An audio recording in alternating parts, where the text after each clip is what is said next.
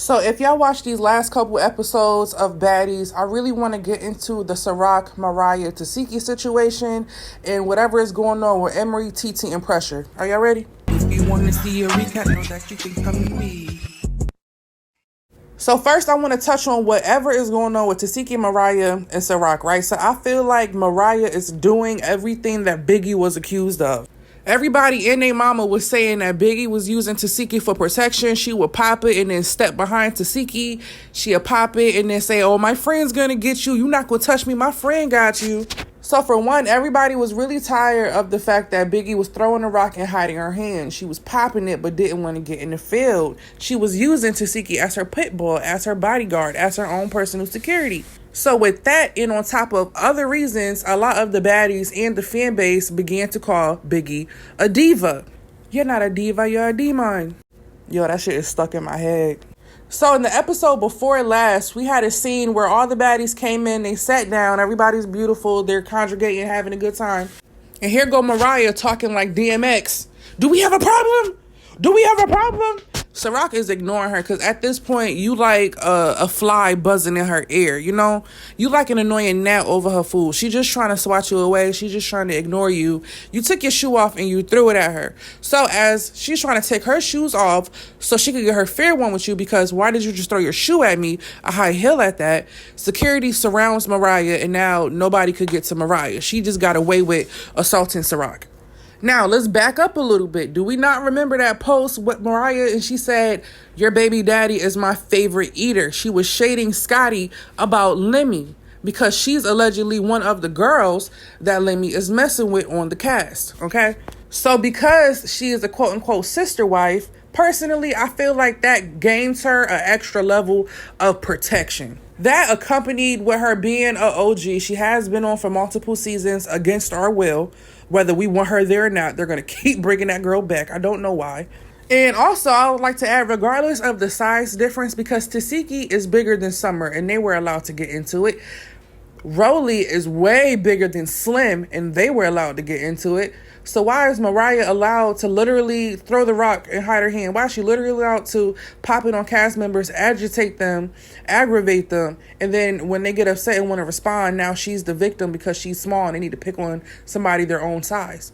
Well, why didn't you take your own advice and pick on somebody your own size? You're picking on girls bigger than you and then stepping behind Tesehki. Get it together. Like, that whole situation made me look at Biggie different because y'all know I've been saying Big, and I, and I still do feel the same way, but I just feel like the way they're treating her is very hypocritical. Yes, when Biggie came on, she was a fighter. She was going at Rolly. She was going at Stunning Girl. She was standing up for herself. She was getting in the paint. She was snatching wigs and chains.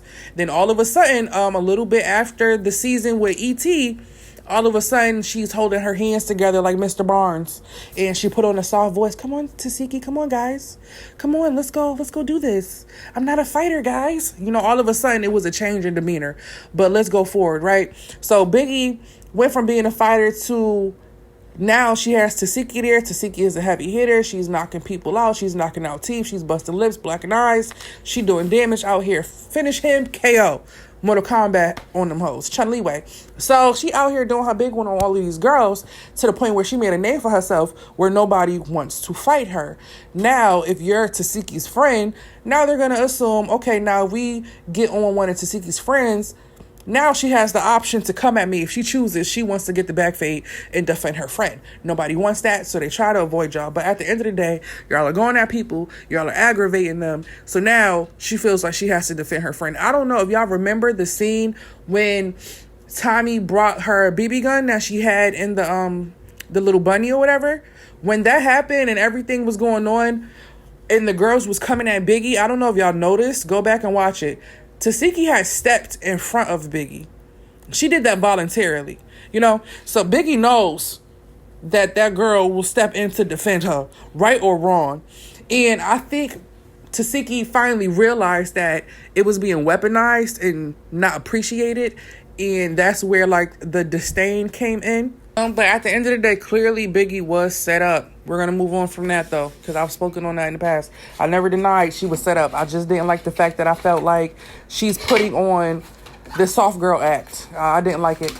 But But Mariah, girl, you wrong. And the fact that Tesehki didn't step in after you said, no, my friend's going to get you. I love that. At first, Tesehki, everybody noticed it. I've been seeing it on TikTok. Everybody noticed. Tesehki was going to catch that fade with Ciroc when she had her rings on, when she could do maximum damage. Because, at the end of the day, Ciroc has enough power to bust her forehead, bust her eye, bust her eyebrow, bust her lip, black her eye, black her, do all the same damage that Tesehki's been doing to everybody else. Yeah, she felt them hits. She understand the damage that Ciroc could do. So she knows she needed a leg up and she needed them rings. Once it got brought to everybody's attention, oh, she got the rings on, she needed to take the rings off. She took the rings off, but she was no longer on that. She was very quiet, real quiet on the creek, okay? She no longer needed that. She needed them rings. She needed that leg up. So Mariah, now you're seeing, you calling your pit bull and she ain't barking. How'd that make you feel? Thank God Tesehki opened up that restaurant because this might be her last season. When Ciroc got on that with Mariah, I was happy. I was also happy that it was a sneak for sneak because that's what she did to her. Ciroc wasn't even looking at Mariah when Mariah threw that shoe at her. So you don't need to be looking at me when I run down on you and I get you across your head like your mama should have. It's bad enough that Mariah is white presenting and she says the N-word. She is on a show attacking black women and they can't hit her back. Everything about Mariah rubs me the wrong way. Not to be that girl, but I'll be that girl. You were on the same season with Cardi B. Look at where Cardi B is and look at where you are now.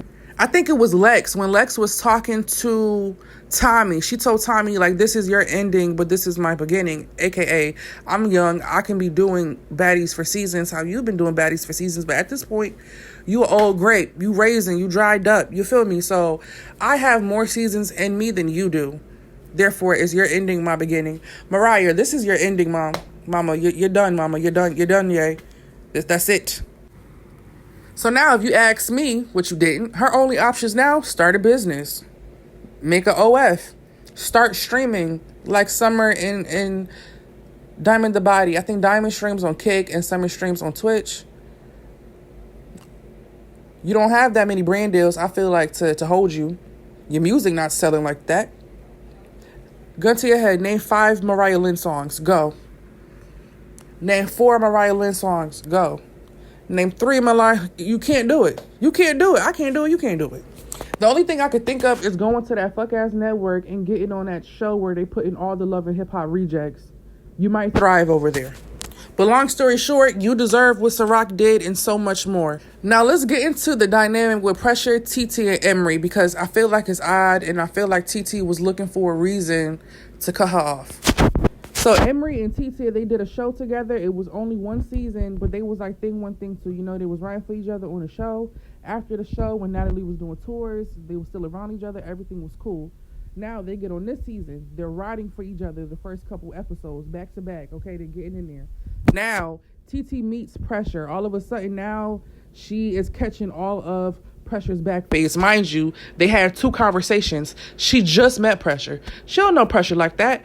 So I'm just meeting you, and now I'm catching all your back face, and now now TeeTee has her friend Emery. Now Emery feels like she needs to have TeeTee's back, but they're not having TeeTee's back. They're having Pressure's back because TeeTee is only being attacked because she's getting in Pressure's business, therefore pulling Emery into the drama. So now because TeeTee is being attacked because she's hopping into Pressure's fights, now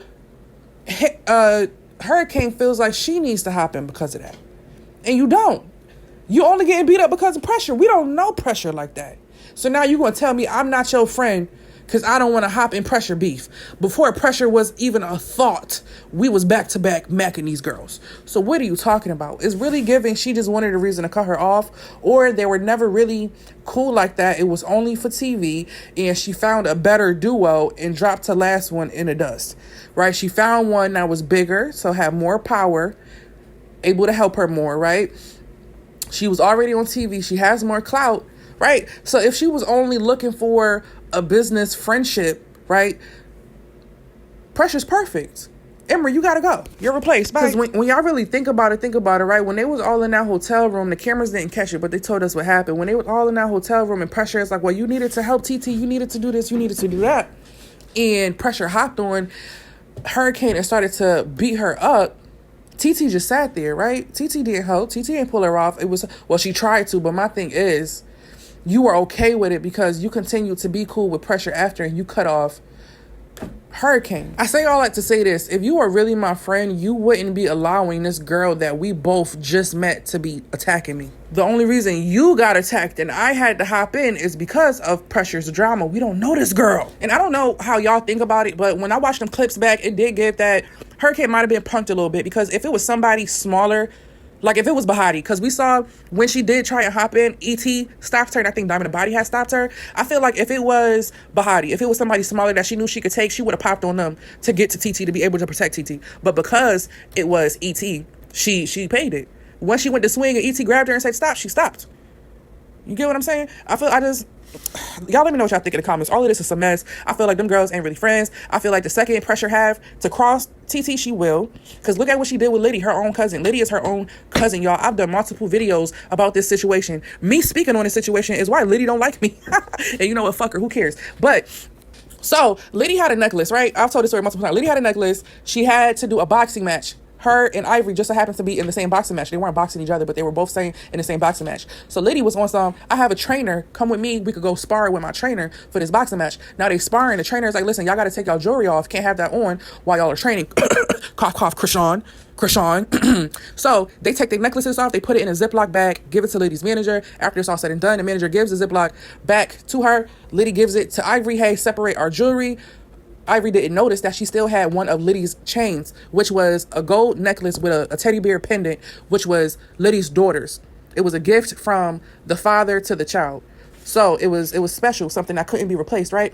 So once Ivory noticed, oh snap, I have this chain that's not mine. My jewelry was mixed in with Liddy's. It must be Liddy's. Let me call Liddy and let her know, hey girl, I got your chain. Ring, ring, ring. Hey Liddy. Hi, Ivory. Hey, if you didn't know, I have your chain. Wow, thanks, Ivory. You know what? I'll see you at South Central Baddies pretty soon. You know we're going to be filming soon, and we're both on this season, so you can just give it to me on the show. Oh, okay, Liddy. See you later. Okay, bye. And that's all. It was that simple. So now they get on the show. The chain wasn't exchanged immediately. So at some point on the show, Ivory and Liddy get into it. Mind you, Ivory still has the chain because they didn't exchange it immediately. So now a couple days go by in the show, Liddy and Ivory get into it. Now Ivory is keeping the chain. I think she sold the chain but still had the pendant or something like that, because at the end of the day, they ended up doing their own little episode where they was able to fight it out, talk it out about this necklace. But Liddy and Pressure are cousins. Pressure don't know Ivory from a can of paint. She only know her from being on the network. Y'all ain't cool like that. So nobody at all. Pressure comes online and said, couldn't be my kid. My daughter still have her chain. Ain't nobody taking my daughter chain. Mind you, she's subbing her cousin. She's throwing shade to her cousin about her daughter, which is your little cousin, getting her chain stolen. It just didn't make any sense. You're going against your blood cousin for what? For Ivory? Ivory don't even fuck with you. So what was the point? You get what I'm saying? Pressure will cross you for nothing. Just how Ciroc is saying, oh, Pressure is dangerous. Y'all got to be careful with her. She will just hit you. Ciroc and Pressure were in the middle of a civilized conversation when Pressure got up and said she needed that. Y'all, that's psychotic to be having a conversation with somebody and mid-conversation, unprovoked, unagitated, you get up and want to fight. That's psychotic, y'all. So she came at her little cousin. She was speaking on her little cousin, a kid. So Pressure does go below the belt. She speaks on children, right? She speaks on kids. She was coming at Liddy for nothing, attacking her little cousin for nothing. And I just feel like that just all shows how much of a piece of trash Pressure is. So I feel like it's coming. It's coming, y'all. I see the storms. I see the clouds. TeeTee, your days are numbered, sister. You're done. But that's all I got for right now. Y'all let me know what y'all think in the comments. If you made it this far, make sure to let YouTube know. Hype the video, like the video.